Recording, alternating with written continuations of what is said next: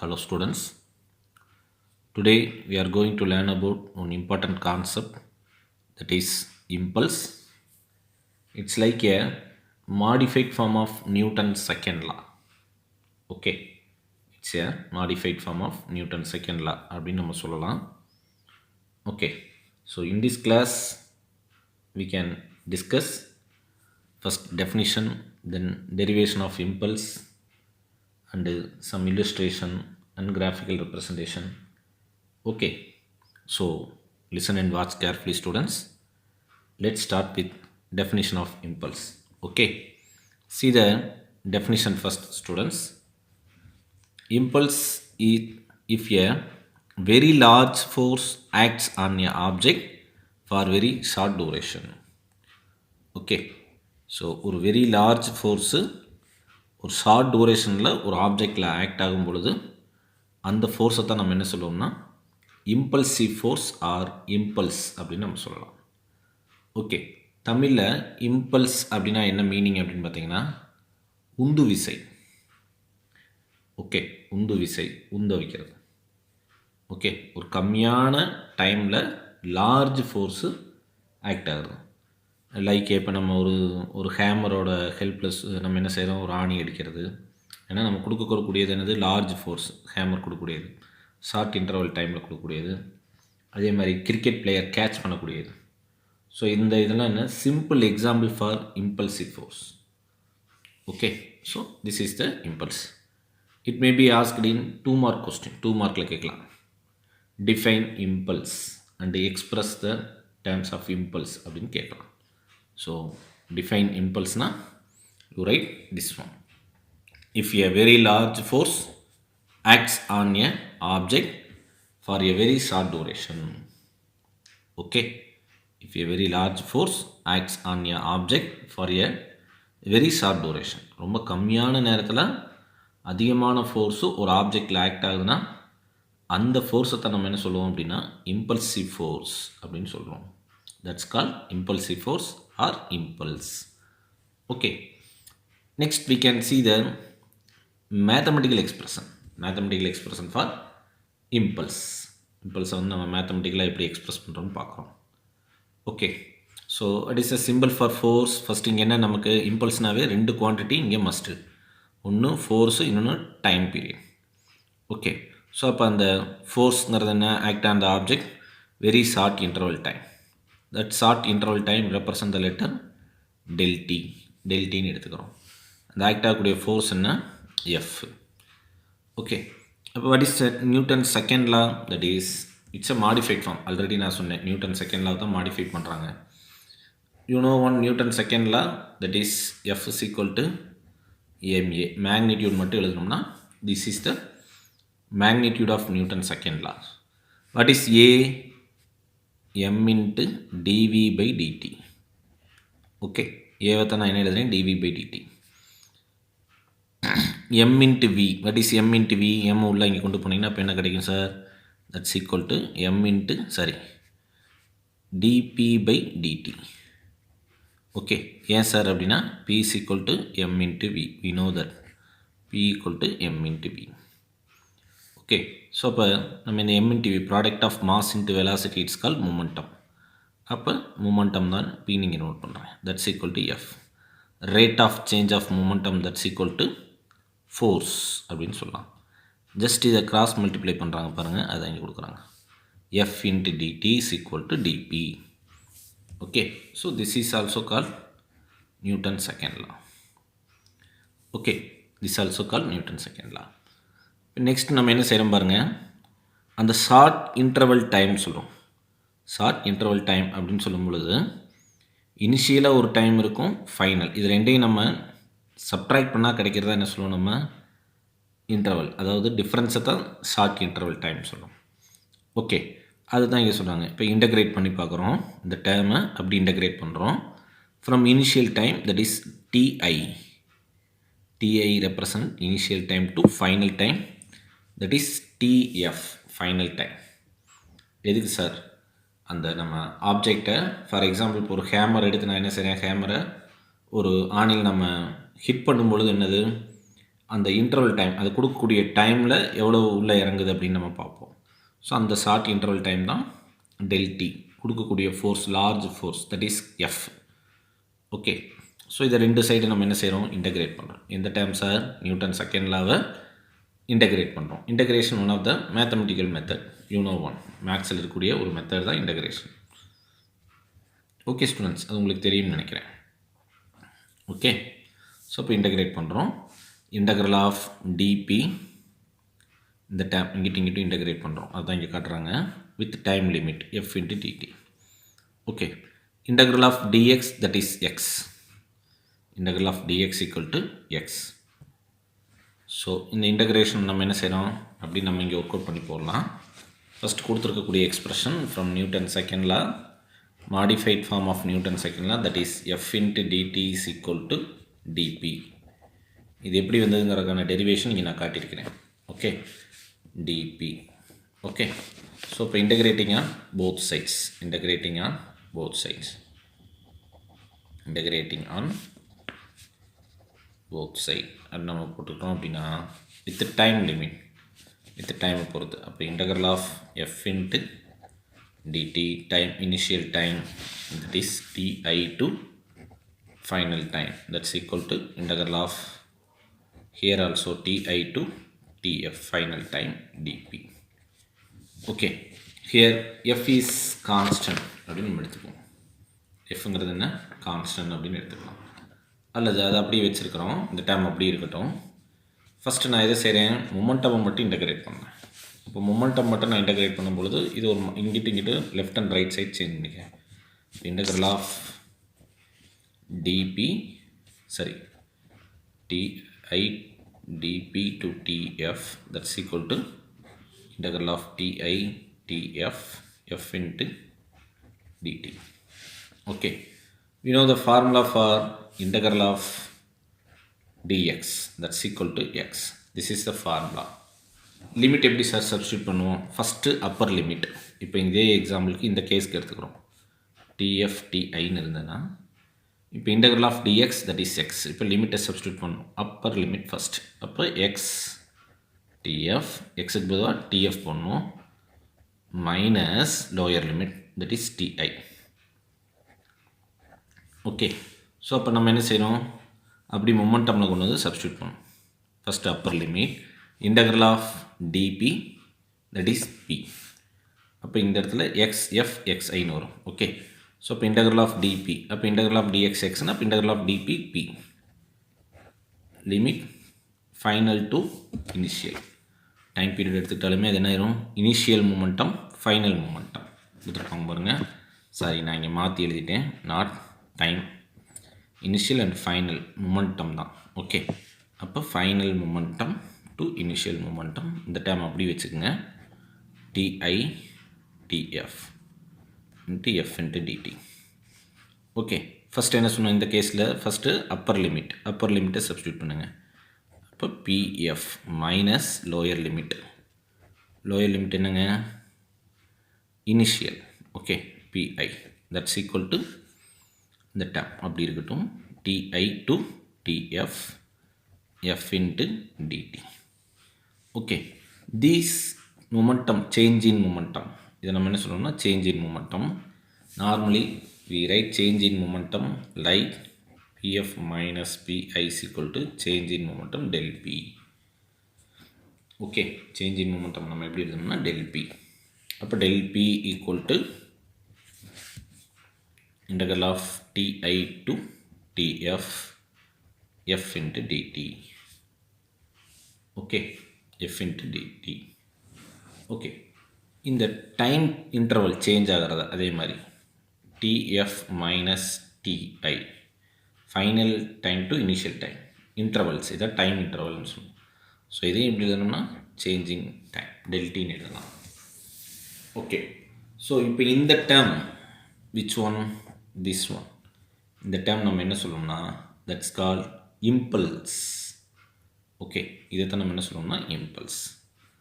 Okay students, அப்போ இங்கே டெஃபினேஷனில் சொல்கிறாங்க பாருங்கள், large force very short interval டைமில் ஆக்ட் ஆகிறத நம்ம என்ன சொல்லுவோம், இம்பல்ஸ்ன்னு சொல்லுவோம். ஸோ அப்போ இந்த டைம் தான் நம்ம இம்பல்ஸ்ன்னு சொல்லுவோம்.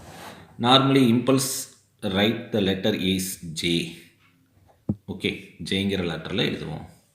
அப்போ del P is equal to what is that? J, change in momentum. Okay, அப்போ impulse is equal to change in momentum of the object. இதை தான் இங்கே சொல்லுவோம். இந்த இடத்துல பார்த்தீங்கன்னா கொடுத்துருப்பாங்க பாருங்கள், இங்கே இருக்கு பாருங்கள். The integral term, that is this one, equal to J, it's called impulse. It's called impulse, and it's equal to change in momentum of the object. Change in momentum of the object. Okay, here the force is constant. நம்ம எடுத்துக்கூடிய force என்ன, கொடுக்கக்கூடிய இந்த large force it is constant நம்ம எடுத்துக்கிறோம்னு வச்சுங்க. Constant over எ time interval ஃபுல்லாக நம்ம என்ன constant எடுத்துக்கிறோம் அப்படின்னா நம்ம என்ன செய்கிறோம், அது இன்டகிரேஷன் டேர்மை விட்டு வெளியே எடுத்துடணும். எடுத்துருக்காங்களா பாருங்கள். அப்போ இந்த டேர்மில் இருந்து ஃபோர்ஸு வெளியே வந்துடுது. இப்போ integral of t i to t f d t. Okay, ஃபர்தராக இங்கே நம்ம சொன்ன அதே ஸ்டெப்பு தான் இங்கே நம்ம பார்க்குறோம். எங்கே sir, integral of dx x. So அதே மாதிரி இங்கே பண்ணும்பொழுது என்ன வரும், இன்டகரல் ஆஃப் டிடி டி. அப்புறம் டீக்கு அடுத்து என்ன செய்யணும், லிமிட்டை சப்ஸ்டியூட் பண்ணணும். அப்பர் லிமிட் தென் லோயர் லிமிட். ஓகே, ஸோ அந்த ஸ்டெப் வேணால் நம்ம இங்கே டெரைவ் பண்ணி காட்டுறோம் பாருங்கள். ஓகே, ஸோ இப்போ இந்த ஸ்டெப் மட்டும் எடுத்துக்கிறோம். Integral of t i to t f, that is F into d t. Condition என்ன சொல்கிறாங்க, that force is constant. If the force is constant, கொடுக்கக்கூடிய ஃபோர்ஸ் வந்து constant, large force is constant. எவ்வளவு, ஓவர் த டைம் இன்டர்வல், நம்ம கொடுக்கக்கூடிய time வரைக்கும் அந்த force கான்ஸ்டண்ட்டாக இருந்தால் நம்ம என்ன சொல்கிறோம், ஒரு ஈக்குவேஷனை சால்வ் பண்ணுறோம். ஓகே, ஒரு ஈக்குவேஷனை சால்வ் பண்ணுறோம். அப்போ தட் எஃப் இஸ் கான்ஸ்டன்ட் நம்ம எடுத்துக்கிறோம். F is constant. அப்போ என்ன வரும், கான்ஸ்டண்ட்டை இன்டகிரேட் பண்ண முடியாது. இன்டகிரேஷனை விட்டு வெளியே எடுத்துட்டோம்னா எஃப் வெளியே வந்துடும். Ti to tf only dt தான் இருக்கும்.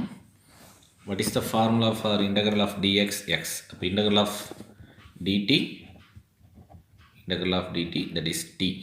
Okay, final time to initial time. லிமிட்டை சப்ஸ்டியூட் பண்ணுங்க. அப்போ t பொதுவாக tf. Okay, minus lower limit, that is ti. That's equal to, already we write changing time, that is called interval time. எப்படி நம்ம represent பண்ணலாம், del t ன்னு எழுதலாம். So force கான்ஸ்டண்ட்டாக இருந்தால் இந்த எக்ஸ்பிரஷன் எப்படி மாறிடுதுங்க, that's equal to F into del T. எது sir, ti to DF, F into டிடிங்கிற இந்த எக்ஸ்பிரஷனை இந்த மாதிரி மாறுது. ஓகே, ஸோ இப்போ இதை எடுத்துகிட்டு போய் எங்கே சப்ஸ்டியூட் பண்ணலாம், இந்த இடத்துல சப்ஸ்டியூட் பண்ணுங்கள். இப்போ இங்கே இருக்கிறதா ஜெயின்னு சொன்னோம். Then force is constant, that is del P, that's equal to F into del T. Okay, this expression is called impulse momentum equation. It's a 1 mark question. Impulse momentum equation. இது இங்கே கொடுத்துருப்பாங்க பார்த்தீங்கன்னா தெரியும். Equation number 3.24. Equation number 3.24. It's called impulse momentum equation. Okay, so that is the condition for impulse momentum equation, that is force is constant. Force கான்ஸ்டண்ட்டாக இருக்கும் பொழுது தான் நம்ம இந்த ஈக்குவேஷனை எழுத முடியும். ஓகே, ஸோ இப்போ இந்த கேஸஸ் இனி பார்க்கக்கூடிய எல்லாமே ஃபோர்ஸை கான்ஸ்டண்ட்டாக எடுத்துகிட்டு நம்ம என்ன பண்ணுறோம், கிராஃபிக்கலாக ரெப்ரசன்ட் பண்ணலாம். வேரியபிள் ஃபோர்ஸ் கொடுத்தால் என்ன ஆகும் அப்படிங்கிறத நம்ம பார்க்கலாம். Okay, so for constant force, the impulse is denoted the letter, already familiar one, that is J. J நம்ம எழுதுவோம், that is F into del T. Okay, and it's also equal to change in momentum of the object over the time interval del T. Okay, so impulse nothing but F into del T. F into del T அப்படின்னு நம்ம சொல்லலாம். Okay students, so which kind of quantity is impulse? Impulse is a vector quantity. Impulse is a vector quantity. What is the unit of impulse? That is Newton second. Newton second is a SI unit. Okay, ஏன் sir இது நம்ம vector quantity நம்ம சொல்கிறோம் அப்படின்னா, இங்கே பார்த்தீங்கன்னாவே தெரியும் இது என்னது, force is a vector quantity. Time வந்து நம்ம சொல்ல முடியாது, இட்ஸ் ஏ ஸ்கேலார், நம்ம அந்த இதுக்குள்ளே கொண்டு வர முடியாது. ஓகே, ஸோ அப்போ ஃபோர்ஸ் வெக்டர் குவான்டிட்டி, ஆட்டோமேட்டிக்காக impulse also vector quantity. What is the unit of force? SI unit of force is Newton. What is the unit of time? That is second. SI unit is second. So Newton second is the SI unit of impulse. Okay. So இப்போ இனி பார்க்குறது எல்லாமே special cases மாதிரி தான் நம்ம consider பண்ணணும். Okay, பார்க்குறது என்னென்னா ஒரு ஸ்பெஷல் கேஸ் என்ன சொல்கிறாங்க பாருங்கள் ஃபஸ்ட்டு. ஸோ ஃபஸ்ட்டு கேஸ் நம்ம பார்த்தது ஃபோர்ஸ் மட்டும் சொன்னோம். செகண்ட் என்ன சொன்னாங்க, கொடுக்கக்கூடிய ஃபோர்ஸ் கான்ஸ்டண்ட்டாக இருந்தால் இப்படி இருக்குன்னு பார்த்தோம். இப்போ தேர்ட் என்ன சொல்கிறாங்கன்னா, கொடுக்கக்கூடிய ஃபோர்ஸு ஆவரேஜ் ஃபோர்ஸாக இருந்தால் இப்படி இருக்கும். Okay, first large force, constant force, இப்போ average force.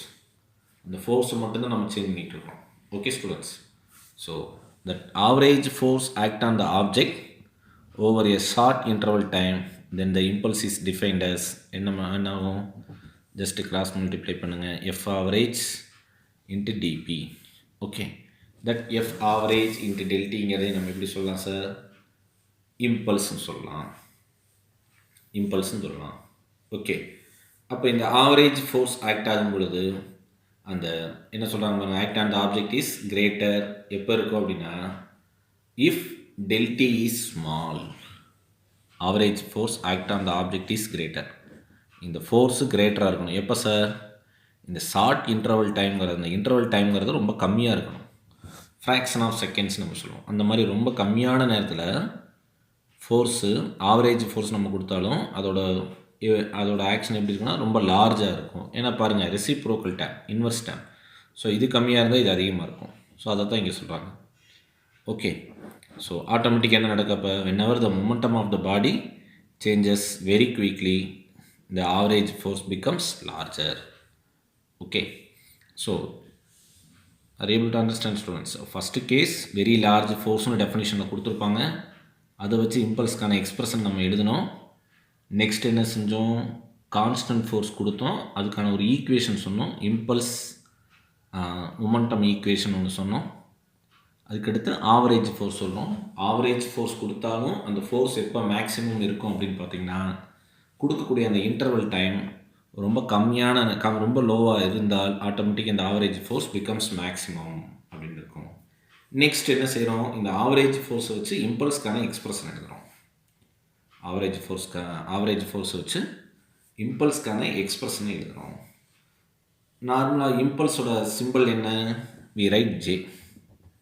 இம்பல்ஸ்னாவே capital J use பண்ணுவோம். ஓகே, ஸோ அதை சொல்லுவாங்க, impulse can also written in terms of average force.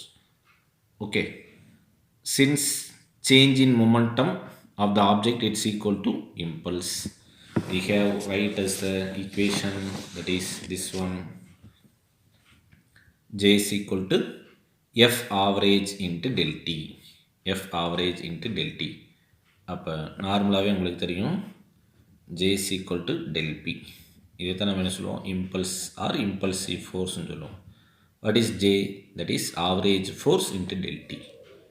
Okay, that's all. So 3 kind of force கொடுத்து இம்பல்ஸ்க்கான expression நம்ம இப்போ பார்த்தோம். நெக்ஸ்ட்டு கிராஃபிக்கலாக ரெப்ரசன்ட் பண்ணோம். ஒரு கான்ஸ்டன்ட் ஃபோர்ஸ் கொடுத்தா எப்படி இம்பல்ஸை கால்குலேட் பண்ணலாம், கிராஃப் வச்சு எப்படி இம்பல்ஸ் கால்குலேட் பண்ணலாங்கிறத நெக்ஸ்ட்டு நம்ம பார்க்குறோம். இங்கே 2 டைப் ஆஃப் ஃபோர்ஸ் எடுத்துக்கோம். ஒன்று வேரியபிள் ஃபோர்ஸு, இன்னொன்று கான்ஸ்டன்ட் ஃபோர்ஸ். அப்போ கான்ஸ்டன்ட் ஃபோர்ஸ் கொடுக்கும்பொழுது கிராஃப் எப்படி இருக்குது, வேரியபிள் ஃபோர்ஸ் கொடுக்கும்பொழுது கிராஃப் எப்படி இருக்குங்கிறத நம்ம டிஃப்ரென்ஷியேட் பண்ணுறோம், டிஃப்ரெண்ட்டாக பார்க்குறோம். ஓகே ஸ்டூடெண்ட்ஸ், ஃபஸ்ட்டு கிராஃப் பாருங்கள், it's A applied force is constant. Okay, constant force. இப்போ இன்டகிரேஷனுங்கிற ஒரு டாபிக் நம்ம செகண்ட் லெசனில் படிச்சிருக்கோம். அப்போ அந்த இன்டகிரேஷனை எப்படி இம்ப்ளிமெண்ட் பண்ணுவோம், with help of area under graph. அந்த ஏரியா சொல்கிறத எதை சொல்லுவோம், நம்ம இன்டகிரேஷன் டேம் அப்படின்னு நம்ம சொல்லுவோம். ஸோ இப்போ பாருங்கள், இங்கே 2 டேமுக்கு கிராஃப் எடுத்துக்கிறோம், ட்ரா பண்ணுறோம். ஒன்று ஃபோர்ஸ் அண்டு டைமை எக்ஸ் ஆக்சிஸ்லேயும் ஃபோர்ஸை ஒய் ஆக்சிஸ்லேயே எடுத்துக்கிறோம். இப்போ கொடுக்கக்கூடிய ஃபோர்ஸ் எப்படி இருக்குங்க? Constant force. Applied force is constant. Time என்ன ஆகும்? ஆட்டோமேட்டிக்காக சேஞ்ச் ஆகும். ஷார்ட் இன்டர்வல் டைம் நம்ம சொல்கிறோம். ஓகே, ஸோ இப்போ என்ன செய்கிறோம் பாருங்கள். இந்த டைமை எக்ஸ் ஆக்சிஸில் எடுத்துக்கிட்டோம், ஃபோர்ஸை ஒய் ஆக்சிஸில் எடுத்துருக்கிறோம். எடுத்துக்கூடிய ஃபோர்ஸு கான்ஸ்டண்ட்டாக இருக்கணும். இப்போ டைம் கொஞ்சம் கொஞ்சமாக வேரி பண்ணுறோம். அதுதான் இங்கே காட்டுறாங்க, சேஞ்ச் இன் டைம். அதனால் டெல்டின்னு நம்ம சொல்கிறோம். So that change in time தான் இங்கே கொடுக்குறோம் கொஞ்சம் கொஞ்சமாக. அப்போ இதுதான் இனிஷியல் டைம், இது ஃபைனல் டைம். இப்போ என்ன செய்கிறோம்? அதே மாதிரி இது எஃப் கான்ஸ்டன்ட். அப்போ இந்த டைமுக்கு என்ன எஃப் கொஞ்சம் அப்படி நம்ம என்ன பண்ணுறோம், ட்ரா பண்ணிவிட்டு என்ன செய்கிறோம், இதை க்ளோஸ் பண்ணும்பொழுது ஒரு ஷேப் கிடைக்குது. இந்த ஷேப் லைக் எப்படி இருக்குது? ஒரு ரெக்டாங்கிளாக இருக்குது. அப்போ ஏரியா ஆஃப் ரெக்டாங்கிளுக்கு ஃபார்முலா தெரியும். That is L into B அப்படிங்கிறது தெரியும். What is L? That is length and what is B? That is breadth. So இங்கே எல் இன்ட்டு பி எதுங்க? இங்கே எல்ங்கிறது என்ன? F length and this one is breadth del t, change in time. Okay, so அப்போ இந்த area under the graph represent the letter impulse F into del t. Okay, so இது என்ன? கொடுக்கக்கூடிய force constant ஆகிருந்தால் நம்ம ஷேப்பை வச்சு கண்டுபிடிக்கிறோம். பட் ஃபோர்ஸ் வந்து வேரியபிளாக இருக்கும் பொழுது same area under the graph அதே கான்செப்ட் வச்சு தான் நம்ம சொல்ல முடியும். ஸோ அதை தான் இங்கே ரெண்டாவது கிராஃபில் காட்டுறாங்க. ஓகே, ஸோ இங்கே ரெண்டுமே சேஞ்ச் ஆகுது. ஃபோர்ஸும் சேஞ்ச் ஆகுது as well as time change ஆகுது. ஸோ அதை தான் இந்த கிராஃபில் கட்டியிருப்பாங்க. இந்த இடத்துல பாருங்கள், நம்ம ஆவரேஜ் ஃபோர்ஸை பற்றி இந்த கிராஃபில் சொல்லலை. ஸோ இந்த இடத்துல பாருங்கள், இது என்னது? திஸ் ஃபோர்ஸ், அதாவது மிட் பாயிண்ட்.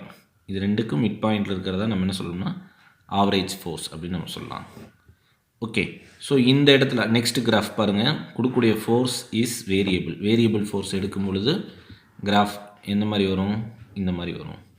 அப்போ இங்கே தான் நம்ம என்ன பண்ணுறோம்? இன்டகிரேஷன் மெத்தடை யூஸ் பண்ணி இம்பல்ஸை கண்டுபிடிக்கிறோம். ஸோ அப்போ டைமை பொறுத்து என்ன ஆகிட்டே இருக்குங்க? இங்கே கொஞ்சம் கொஞ்சமாக கொடுக்கக்கூடிய ஃபோர்ஸு சேஞ்ச் ஆகிட்டே இருக்குது, கொஞ்சம் கொஞ்சமாக சேஞ்ச் ஆகிட்டே இருக்குது. ஸோ அதை தான் இங்கே காட்டுறாங்க. Okay students, that's all. So this two diagram is graphical representation of impulse in constant and variable forces.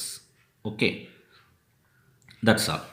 Next we can see some illustration or example for impulse. Okay, first நம்ம familiar one தான். First சொன்ன அதே example தான் இங்கே கொடுத்துருப்பாங்க, பார்த்தீங்கன்னா தெரியும். when a cricket player catches the ball, he pulls his hands gradually in the direction of ball's motion y. So நம்ம ஒரு டயக்ராம் நம்ம கிரிக்கெட் பிளேயர்ஸ் கேட்ச் பண்ணும்பொழுது பார்க்கும்போது தெரியும், ஆட்டோமேட்டிக்காக அவங்க பாலுடைய டைரெக்ஷனுக்கு ஹேண்டை டவுன் பண்ணுவாங்க. ஸோ இந்த டயக்ராமில் பார்த்தீங்கன்னா தெரியும், கேட்ச்க்காக வெயிட் பண்ணுறாங்க, பாலுக்காக வெயிட் பண்ணுறாங்க. பாலை ரிசீவ் பண்ணணுன்னு என்ன ஆகும்? பாலோட டைரெக்ஷன்லேயே ஹேண்டு டவுன்வர்ட் டைரெக்ஷனில் ட்ராவல் பண்ணும். இது ஏன் அப்படின்னு கேட்குறாங்க. அப்போ நம்ம கேட்குறாங்க, அப்போ என்ன ஆன்சர் அதுக்கு? If he stop his hand soon after catching the ball come to rest very quickly. என்ன சொல்கிறாங்க பாருங்கள், if he stop his hands soon after catching the பாலை கேட்ச் பண்ணதுக்கப்புறம் ஆட்டோமேட்டிக்காக என்ன ஆகும்? டக்குன்னு குயிக்காக பால் ரெஸ்ட்டுக்கு வந்துடும். இதுக்கு என்ன மீனிங் அப்படின்னா, the momentum of the ball brought to rest very quickly. அங்கே அந்த சேஞ்ச் ஆகக்கூடிய மூமெண்டம் டக்குன்னு ரெஸ்ட்டுக்கு ஆகுது. So the average force acting on the body will be very large. அதிகமான ஃபோர்ஸ் அங்கே ஆக்ட் ஆகும். Due to this large average force, the hands will get hurt. So to avoid getting hurt, the player brings the ball to rest slowly. Okay, so என்ன reason சொல்கிறாங்க? Large average force அவங்க handle அந்த டைமில் act ஆகும். அப்படி act ஆகிறதுனால அவங்க handle அடிபடலாம். அதை அவாய்ட் பண்ணுறதுக்காக தான் ஆட்டோமேட்டிக்காக அவங்க என்ன செய்கிறாங்க? ஹேண்டை பின்னாடி கொஞ்சம் கொஞ்சமாக கொண்டு வராங்க. ஸோ இங்கேயும் என்ன, இது எதோட ஒரு எக்ஸாம்பிள்? இம்பல்ஸுடைய ஒரு எக்ஸாம்பிள் தான். இன்னும் ஷார்ட் இன்டர்வல் டைமில் லார்ஜ் ஃபோர்ஸு ஆக்ட் ஆகுது. Okay, so to avoid getting hurt, the player bring the ball to rest slowly. கொஞ்சம் கொஞ்சமாக டக்குன்னு ரெஸ்ட் ஆகும். சப்போஸ் அதே பிளேஸில் வச்சுருக்கும் பொழுது என்ன நடக்கும்? ஆட்டோமேட்டிக்காக பால் பம்ப் ஆகி வெளியில் ஸ்கிப் ஆகிரும். ஓகே, அதுதான் கேட்ச் அங்கே மிஸ் ஆகக்கூடியது. Okay students, that's all. More then 3 examples, அதாவது நம்ம இங்கே ஒரு எக்ஸாம்பிள் பார்த்துட்டோம். இதே மாதிரி 2 and 3 இருக்கும். 2, 3, 4 டோட்டலாக 4 எக்ஸாம்பிள் கொடுத்துருப்பாங்க.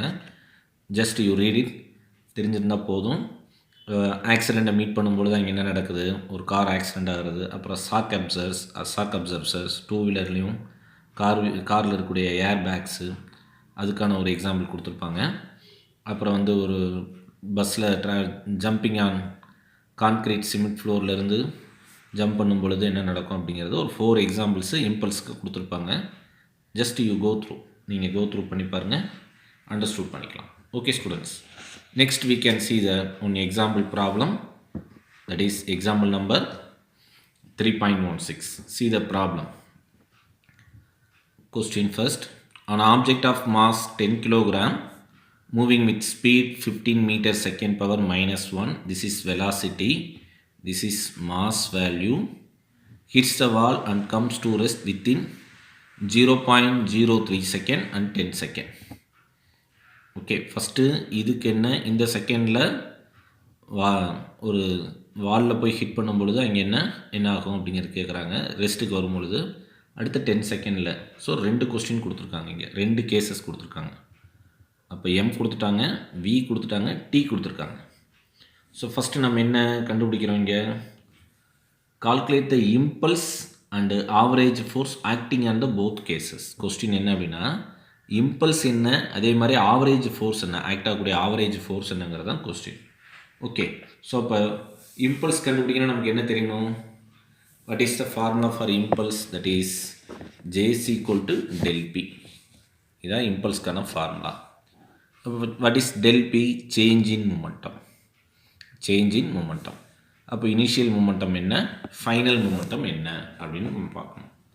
ஓகே, ஸோ ஃபஸ்ட் இனிஷியல் மொமெண்டம்னா என்ன கண்டுபிடிக்கணும். What is the formula for momentum, general formula P is equal to M into V. This is the formula for momentum.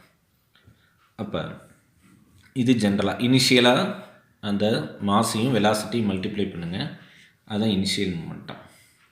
அப்போ 10 into 15, that is 150 kilogram meter second power minus 1. this is initial momentum. Final momentum என்ன sir சொல்கிறாங்க, 0. ஏன் sir 0 சொல்கிறோம் அப்படின்னு பார்த்தீங்கன்னா, இங்கே என்ன நடந்தது, rest within the time will be given. அப்போ ரெஸ்ட்டுன்னு சொல்லும்பொழுது ஆட்டோமேட்டிக்காக மொமெண்டம் இஸ் 0, வெலாசிட்டி இருக்காது. அப்போ வியோட வேல்யூ 0 போட்டிங்கன்னா ஆட்டோமேட்டிக்காக மொமெண்டம் 0 ஆயிரும். அப்போ change in momentum means that is del P is equal to PF minus PI, final momentum minus initial momentum. That is final momentum 150, sorry final momentum 0. Del பிங்கிறது என்ன, சேஞ்சின்னு சொல்கிறாங்க. அப்போ எது பெருசு எது சிறுசு அதெல்லாம் நம்ம பார்க்க வேண்டிய அவசியம் இல்லை, நம்ம சேஞ்ச் பண்ணிக்கலாம். எது பெரிய நம்பரோ அதுக்கு மாற்றி நம்ம போட்டுக்கலாம். ஓகே, அப்போ 150 minus 0 that's equal to 150. Sir இங்கே நம்ம ஃபைனல் மூமெண்டம் 0 சார், 0 minus 150 தான் போடணும்ல சார் அப்படின்னு நம்ம எடுத்துக்க வேண்டியதில்லை, சேஞ்ச் இன் மூமெண்டம் தான். ஓகே, ஸோ 150 minus 0 போட்டோம்னாலும் 150 kilogram metre second power minus 1. This is change in momentum. Okay, first என்ன சொல்கிறாங்க பாருங்கள், இம்பல்ஸ். அப்போ இம்பல்ஸ் என்ன ஆகுது, டஸ் நாட் சேஞ்ச். 2 கேஸ்க்குமே சேம் தான் இருக்குது, ஏன்னா J is equal to del P. அப்போ del Pங்கிறதுனா இங்கேயும் 150 தான், செகண்ட் 2 கேஸ்க்குமே 150 தான். ஆவரேஜ் ஃபோர்ஸ்க்கு என்ன ஃபார்முலா, நம்ம இதுக்கு முன்னாடி ஆவரேஜ் ஃபோர்ஸ்க்கான இதில் நம்ம பார்த்துருக்கோம். இங்கே இருக்கு பார்த்தீங்கன்னா தெரியும், average force equal to del P by del T.